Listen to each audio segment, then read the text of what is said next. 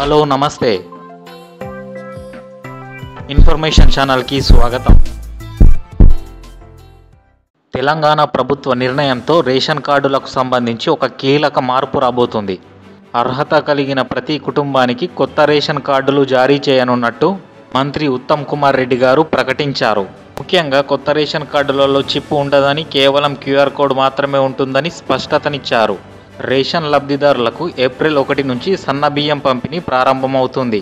ఉగాది పండగ దినాన్ని పురస్కరించుకొని కొత్త రేషన్ కార్డుల పంపిణీ, రేషన్ లబ్ధిదారులకు సన్నబియ్యం పంపిణీ కార్యక్రమాన్ని ముఖ్యమంత్రి రేవంత్ రెడ్డి గారు ప్రారంభించనున్నారు. రాష్ట్ర వ్యాప్తంగా 30 లక్షల కొత్త రేషన్ కార్డులను మంజూరు చేయనున్నారు. తెలంగాణ వ్యాప్తంగా ఎక్కడైనా రేషన్ తీసుకునే విధంగా డ్రా సిస్టమ్ని అందుబాటులోకి తెస్తున్నారు.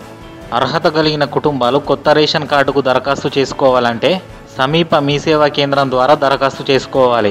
ఏప్రిల్ 1 నుంచి లబ్ధిదారులు తమ రేషన్ డిపోలో వారి పేరు లబ్ధిదారుల జాబితాలో ఉందో లేదో ధృవీకరించుకోవాలి. లబ్ధిదారుల జాబితాలో పేరుంటే రేషన్ కార్డు లేకపోయినా ఆధార్ కార్డ్ లేదా ఇతర గుర్తింపు పత్రం చూపించి రేషన్ పొందవచ్చు.